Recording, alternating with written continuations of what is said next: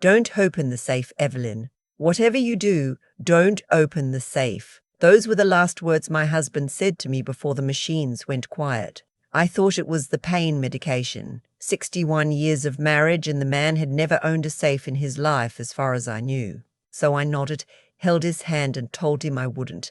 I lied to a dying man. I'm not proud of it.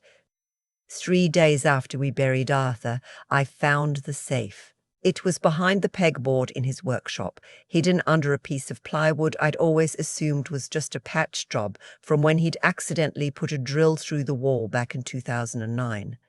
The safe was small, gunmetal grey, the kind you could buy at a hardware store for a few $100s. There was a combination lock on the front, old-fashioned, no digital display. Arthur had told me not to open it. I opened it. I want you to understand something before I go any further. I am 73 years old. I raised 3 children, taught second grade for 26 years, and sat with my husband through 2 rounds of chemotherapy. I am not a woman who breaks easily. But I sat on that workshop stool with my hands shaking so badly, I dropped the combination twice before I got it right. Because somewhere between his last words and that moment, I had stopped believing that safe was empty. The combination was our anniversary. Of course it was. Inside was a shoebox. Arthur had always been practical like that. Inside the shoebox was my life rearranged. I don't know how else to say it. There was a letter in his handwriting sitting on top of everything else. His handwriting had gotten shaky toward the end, and seeing it made my throat close up the same way it always does when I see something that proves he was real, and now he isn't. I sat down on the floor of that workshop, and I read it. My dearest Evelyn, if you're reading this, you didn't listen.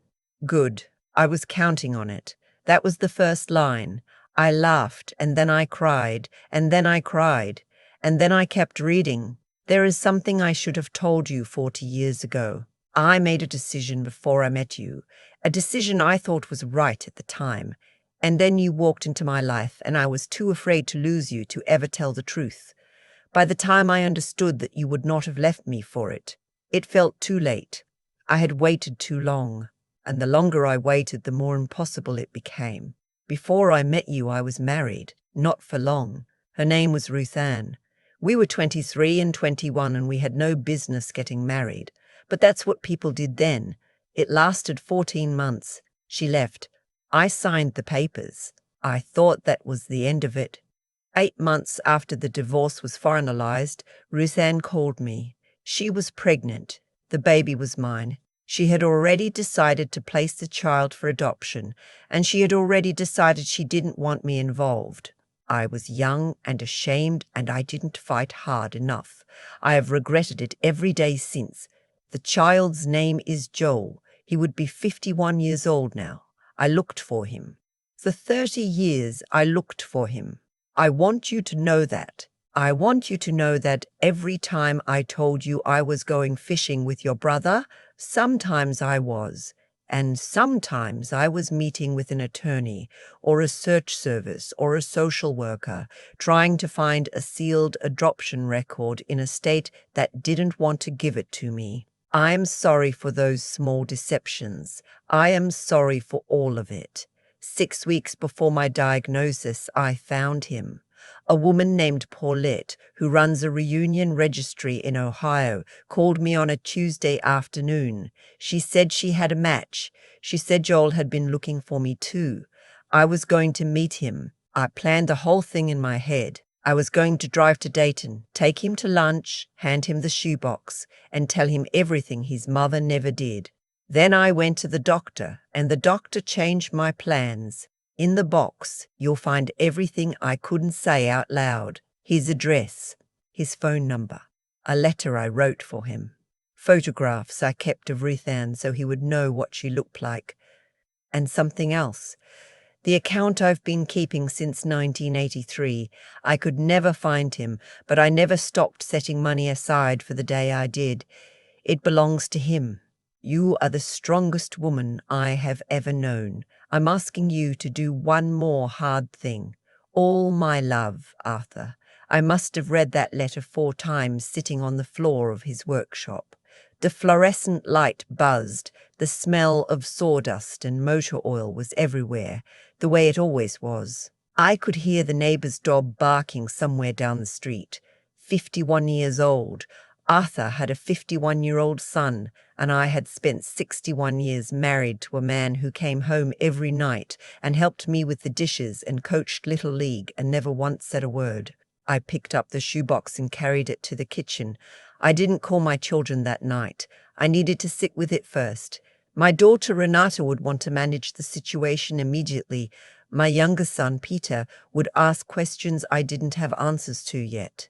And my oldest Douglas would say something careful and measured that would make me feel like I was being handled. I wasn't ready to be handled. I sat at the kitchen table until 2 in the morning going through the shoebox. There were photographs of a woman I'd never seen, young, early 20s, dark-haired, standing in front of what looked like a Cincinnati apartment building. On the back of one photo, Arthur had written, Roseanne 1971. She was pretty in an unremarkable way. She looked like a girl who'd been in a hurry her whole life. I felt no jealousy, which surprised me. Mostly I just felt sorry for her and sorry for the boy she'd given away. There was a copy of a birth certificate. Joel Thomas Mercer, born October 4th, 1972. Mother, Ruth Ann Mercer. Father, listed as unknown. He'd listed the father as unknown. I put that paper down and walked to the window and looked at the dark backyard for a while. There was a savings account statement, the most recent one. Arthur had opened the account in 1983 at a credit union, just in his name. The balance was $194,000. Small deposits going back decades, $50 here, $150 there, increasing as the years went on. A note in Arthur's handwriting clipped to the statement, for Joel, for whatever he needs, not a debt. Just love that had nowhere to go. At the bottom of the box, under everything else, was a sealed envelope, Joel's name on the front in Arthur's shaky final week's handwriting. Thick, several pages. I didn't open it. That one wasn't mine, and then there was a single index card with a name and a phone number written on it. Joel Mercer, a Dayton, Ohio area code, and below that a note. Paulette said he's been looking too. He wants to know. I held the index card for a long time. The next morning I called Renata. She arrived before noon, which meant she'd left the house within an hour of hanging up with me. She's 58, the eldest, the one who handles things. She came in through the garage door the way she always does, set her purse on the counter and looked at the shoebox on the kitchen table. Then she looked at me. Start at the beginning, she said.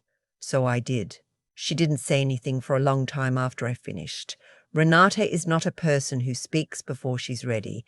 She read Arthur's letter twice. She looked at the birth certificate. She picked up the account statement and stared at it.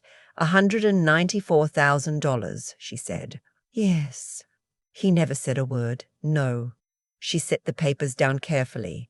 I've been going through his filing cabinet for 2 weeks trying to find the life insurance documents, and he had a secret son and a secret savings account this whole time. I know. She looked at me. Are you okay? I've been better. She pulled out a chair and sat. This is real, she said.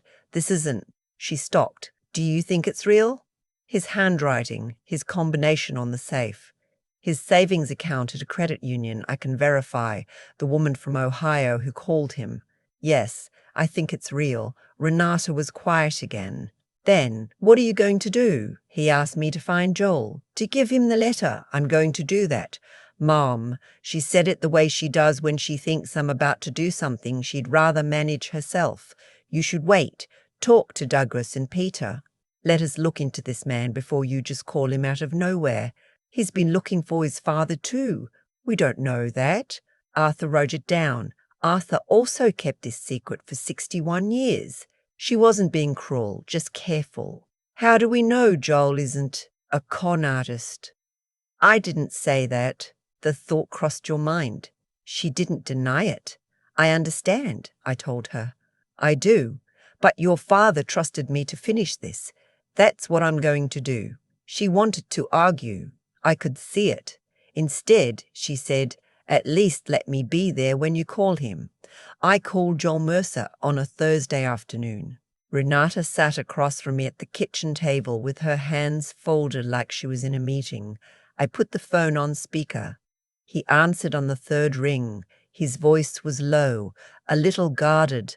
I asked if he was Joel Mercer. He said yes. I told him my name, told him Arthur Whitfield was my husband, that Arthur had passed away 3 weeks ago. There was a long pause. Mrs. Whitfield, he said, please call me Evelyn. Another pause. I've been hoping someone would call. Renata looked at me across the table. I know, I said.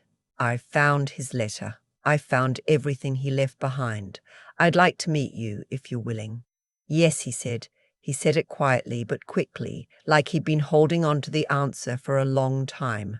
Yes, whenever you'd like. We agreed on a Saturday, 11 days out at a restaurant in Dayton near the highway.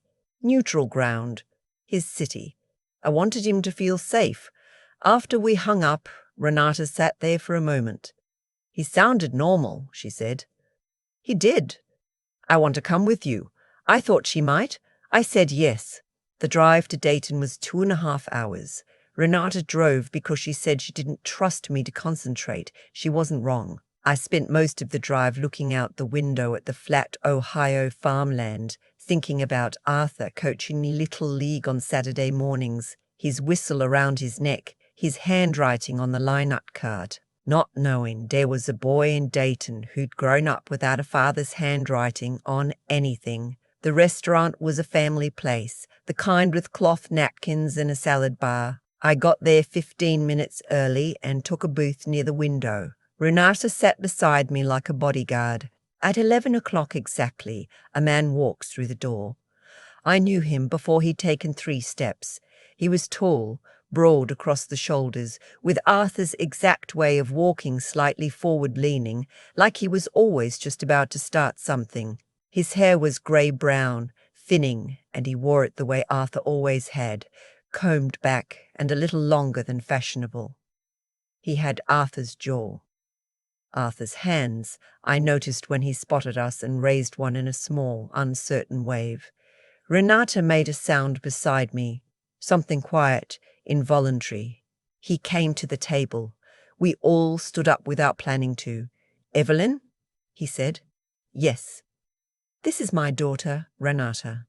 He shook her hand. She shook it back, and I could see from the angle of her face that she was seeing what I saw. He sat down across from us, and for a moment none of us said anything. We were all too busy understanding something that couldn't quite be put into words yet.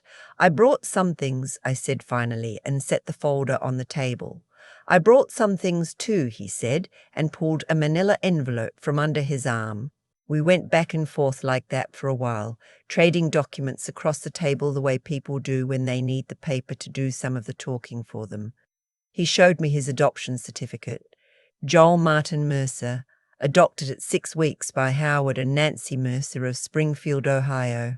He showed me a photograph of his adoptive parents, a round-faced man with glasses and a small woman with a warm smile who'd loved him and raised him and died within 8 months of each other in 2018. He showed me his own search records, years of letters and court filings, and 2 separate investigators, one of whom took $3,000 and produced nothing. Your husband's registry contact found me, he said. Paulette, the woman in Ohio. She had me in her database going back to 2015. When she matched us, she called me first. I said yes immediately. Then she called Arthur. He said he wanted a week to prepare before they gave me his name. He only had 6 weeks left, I said. He must have spent that whole week deciding what to do, and then it was too late.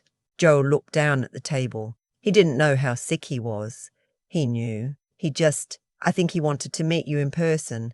He was planning to drive to Dayton, and then the cancer moved faster than anyone expected. Joel was quiet for a moment. He picked up the coffee mug, put it down without drinking. What was he like? He asked. The question came out carefully, like he'd been saving it. I thought about how to answer honestly. He was a good man who was also a complicated man, I said. He loved deeply and held things close. He fixed everything himself because he didn't like asking for help. He read the newspaper every morning at the kitchen table, and he always read the obituaries first, which I teased him about constantly. He cried at the end of Field of Dreams every single time, including the last time we watched it, which was in February, about a month before he went into the hospital. Joel looked up. "I love that movie," he said. "I know." He blinked. "How would you know?" "Because Arthur told Paulette when she called him. She told me when I called her after I found his letter. She said he asked her what kind of man Joel was. She told him what she knew. She said she'd mentioned that you coached youth baseball on weekends." Joel's face did something complicated. "He was a Little League coach," I continued, "for 11 years. All 3 of my children went through his program." Joel put his hand over his mouth for a second. Then he lowered it. "He coached baseball and I coached baseball, and we never, I know." Renata handed him a napkin without a word. He took it, pressed it to his eyes briefly, composed himself. "Did he know about my kids?" he asked. "Paulette mentioned them, I think. He knew you were married once and that you had children. I have 2 daughters," he said. "Hazel's 24, Opal's 21. I've been raising them mostly on my own since their mother and I separated 5 years ago. Good girls.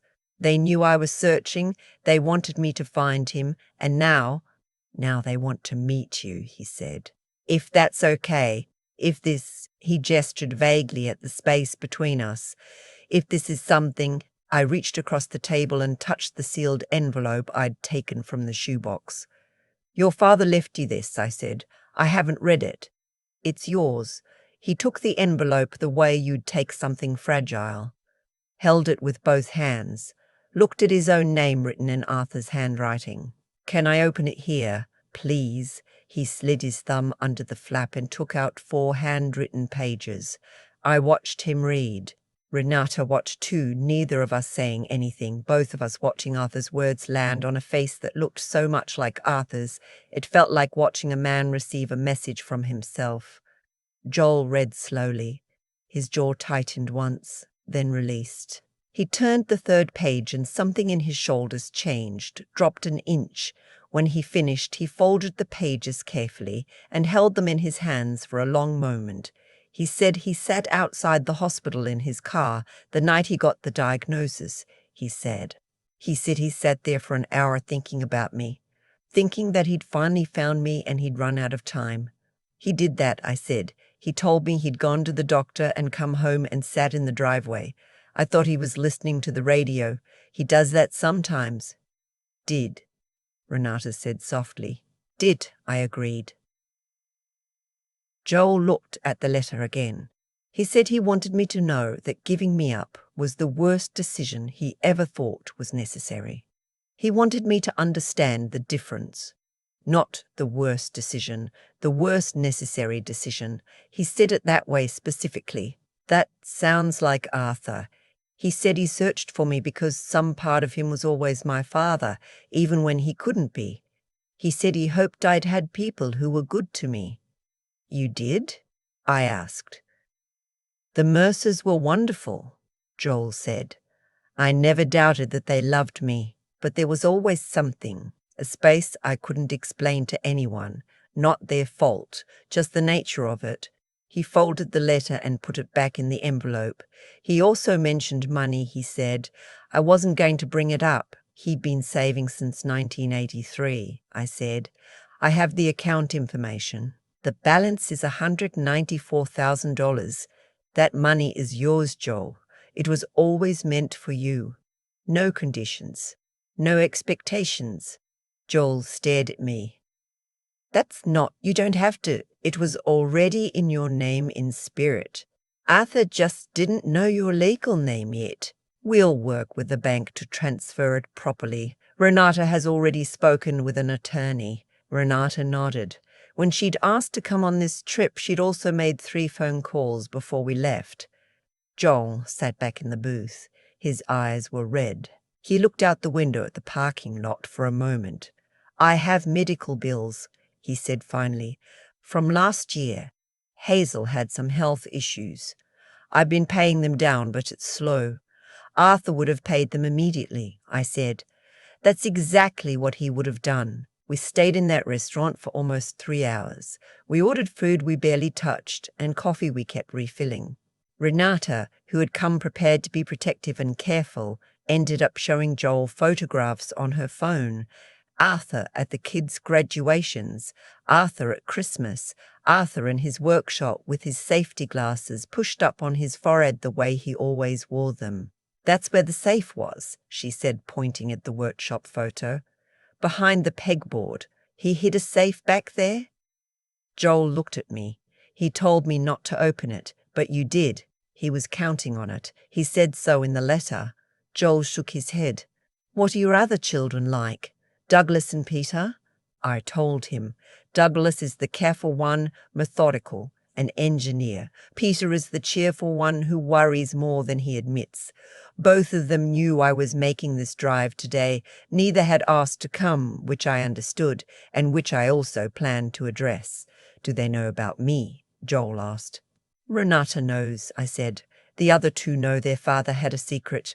They don't know all of it yet. I wanted to meet you first before I brought everyone else into it, so I'm meeting you before they are. You're meeting me because their father asked me to find you.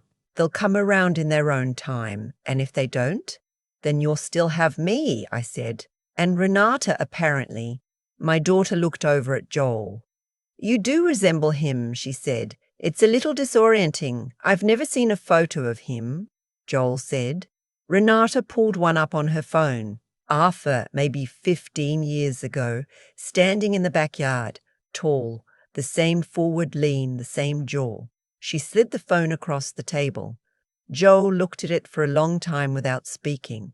The drive home was quieter than the drive there. Renata was thinking. I could tell. She had that look she gets where she's running through scenarios, deciding how to organize something in her head. "He's real," she said about an hour from home. "He is. Dad was really—" She didn't finish. "Yes?" She drove for a while. "I'm not angry at him," she said. "I want to be. It feels like I should be. But I keep thinking about him at the kitchen table every morning with his coffee, and I can't—" "He carried it for a long time," I said. "So did Joel," she said. "He didn't ask for this. He was just a kid someone gave away." "I know." She signaled to pass a truck, pulled back into the lane. "Douglas and Peter are going to need time. I know that too." She glanced at me. "You're going to push them, aren't you?" "Their father asked me to. I called Douglas first." He listened carefully, asked 3 clarifying questions, and said he needed a few days to process. I told him to take the time he needed. He asked if I was all right. I told him I was. Peter came over that evening. He sat at the kitchen table and looked at everything I'd spread out, the letter, the birth certificate, the account statement, and at the end he said, in a voice that was more quiet than I expected from him. He never said a word, not once. He was protecting everyone, I said. He was protecting himself too. He didn't say it unkindly. Probably some of both, I admitted. Peter picked up the photograph of Joel that I'd taken on my phone during the meeting. Looked at it for a long time. "He's got Dad's hands," he said. "He coaches youth baseball," I said. Peter set the photo down. He looked at the table for a moment, then he said, "When do I get to meet him?" 3 weeks after that first meeting in Dayton, Joel drove to our town. Renata had arranged lunch at her house, which was large enough to hold everyone and which she could control in the way she prefers. Douglas came with his wife. Peter came with his family. I arrived first and stood in Renata's kitchen watching the driveway from the window. Joel pulled up in a dark green truck. He got out, stood for a moment looking at the house, then reached back into the cab and helped someone out of the passenger seat. A young woman, tall, dark-haired. Then the other door opened and another young woman got out, a little shorter, and she tucked her hand into the crook of Joel's arm, the way daughters do. Hazel and Opal. I went to the door before they could knock. Joel looked almost nervous in a way he hadn't in Dayton. "This is different," I said quietly when I shook his hand. "In Dayton, it was just information. Here, it's family." He exhaled. Yeah, that's right." The girls shook my hand. Hazel was composed, watchful. Opal smiled immediately and said, "We've heard so much about you. Joel talked about you the whole drive up." He looked embarrassed. "I talked a normal amount. You cried when you told us about the Field of Dreams thing," Opal said. "He hadn't told me that. I felt my eyes sting a little." "That's a perfectly reasonable response," I told her. Douglas was the hardest. He shook Joel's hand in the living room and said the things you say and then went quiet for most of the meal. I watched him, the way he watched Joel, looking for something I couldn't quite name. After lunch, when the younger people had drifted into the living room and I was helping Renata with the dishes, Douglas came and stood in the kitchen doorway. "He looks like him," Douglas said. "Very much. I'm not angry." He said it like he'd been deciding whether he was. "I just wish he'd told us. We could have helped him search." "I know. That's 40 years. He carried it alone. He didn't have to do that." "I know that too." Douglas looked down at his shoes for a moment, then back up. "Is he a good person?" "I think so," I said. "I think Arthur thought so too." Douglas nodded. Then he went into the living room and sat down next to Joel and said something I couldn't hear. And Joel said something back, and they both laughed a little, quiet and cautious, like a first step. The money transfer took 6 weeks and 2 trips to the bank, and a very patient estate attorney named Gloria, who had seen more complicated situations but was kind enough not to say so. The day everything was finalized, Joel sat across the desk from me and signed the last form and sat very still for a moment after. "My daughter's tuition," he said. "Hazel has 1 more year. Opal has 2. That's what it's for. 40 years of deposits, and he never knew my name." "He knew enough to keep looking," I said. "He never stopped." Joel folded his copy of the paperwork and put it in his jacket pocket. "Thank you for not turning me away," he said. "You didn't have to honor this. He was my husband for 61 years. Honoring what he asked me is the only thing left I can do for him. It's been 7 months since I found that safe. Last month, Peter's son taught Opal how to fish off the dock at the lake house, a place Arthur loved and which I have decided to keep." Douglas sent Joel a photograph of Arthur from when Douglas was maybe 8 years old, the two of them at a baseball diamond, Arthur's whistle around his neck and his hand on Douglas's shoulder. Joel texted me that he kept it on his workbench. 2 weeks ago, I hosted dinner. Everyone came. The dining room wasn't big enough, so we opened the back porch and Renata brought folding tables and the whole thing looked a little chaotic and nothing matched. And at one point Peter knocked over a full pitcher of iced tea and Opal helped to mop it up. And they were both laughing too hard to do it properly, and Joel sat across the table from Douglas and they talked about baseball for 45 minutes straight. After everyone left, I stood in the kitchen doing dishes and looking out the window at the dark backyard. The workshop light was still on. I'd left it on. I dried my hands and walked out there. Stood in the doorway. The pegboard was still up. There was a new piece of plywood covering the wall where the safe used to be. I'd had it filled in, the safe donated to a church rummage sale, since I had no use for it. The workshop smelled like sawdust and motor oil. It always will. I had 2 photographs printed and framed. One is our wedding portrait from 1963, Arthur in his good suit, me with flowers in my hair. Both of us so young we look like people from a different story. The other is from last month's dinner, everyone crowded together on the back porch. Joel in the middle, flanked by Douglas and Peter, the girls on either side, Renata behind them all with her hand on Joel's shoulder. I set them both on the shelf above Arthur's workbench. "He spent 30 years looking," I said to the room. The light buzzed. The smell of sawdust. Somewhere outside, a car passed. "I found him," I told Arthur. "Like you asked." I turned the light off and closed the workshop door and went back inside. The family we were and the family we are now, both of them, are real. Both of them started with Arthur, with a young man who made an impossible choice and spent the rest of his life trying to make it right. He didn't get to see the end of the story, but he trusted me to get there. I did. That's enough. I think for both of us, that's enough. If any part of this story moved you, I'd love to hear from you in the comments. Do you think Arthur was right to keep his secret all those years? And if you're new here, please subscribe to Never Too Mature. We're building something good. I've thought a lot about cause and consequence since I found that safe. Not in any formal way. I'm not a philosopher. I'm a retired second-grade teacher from Ohio. But in the way you think about things when you're 73 and you've just discovered that the man you shared a bed with for 6 decades was carrying a weight you never knew existed. Arthur made a choice when he was 23 years old. A frightened young man who didn't fight hard enough, as he put it himself. And that one moment of not fighting hard enough rippled outward for 50 years. It shaped Joel's entire life. The questions he grew up with, the searching, the space he described that he couldn't explain to anyone. It shaped Arthur's life too, quietly, in the way that unresolved things shape a person from the inside. I felt that sadness in him sometimes. I just never knew where it lived. What I've come to understand is that the consequences of our choices don't wait for us to be ready. They move on their own schedule. Arthur thought he could contain what he'd done, keep it behind a locked door, a combination only he knew, and somehow that would be enough. But secrets have a way of demanding to be finished. He just ran out of time to finish this one himself. That's where I came in. I think the hardest thing I did through all of this wasn't finding Joel or sitting across from him in that Dayton restaurant or navigating my children's grief and confusion and slow acceptance.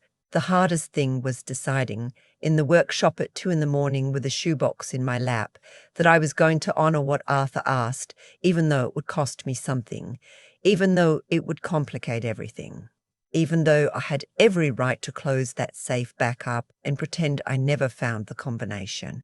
Integrity isn't dramatic. It doesn't announce itself. It's just a quiet decision you make when no one is watching and nothing is easy. And intelligence? Real intelligence, the kind that actually serves you, is knowing the difference between what's comfortable and what's right. It would have been easier to believe Joel was a fraud. It would have been easier to let Renata manage everything. It would have been easier to leave the money in the account and tell myself Arthur would have understood. Easier isn't the same as better. I knew that. Arthur knew it too, which is why he trusted me and not himself to do this. As for resilience, I used to think resilience meant not breaking. I don't think that anymore. I think it means breaking the right way, letting the grief in, letting the confusion in, and then getting up from the workshop floor and carrying the shoebox to the kitchen and starting from there. Joel showed me that too. 51 years of not knowing, and he never stopped looking. Never let the not knowing turn him bitter. That takes something. What Arthur set in motion decades ago, out of fear and youth and a terrible situation, ended with 2 daughters named Hazel and Opal learning to fish off a dock, and Peter's son teaching them, and Douglas sending a photograph to a man he'd only just met because he recognized Arthur's hands in a stranger's. That's not nothing. That's everything, actually. The family we are now started with a secret, but it will not end with one.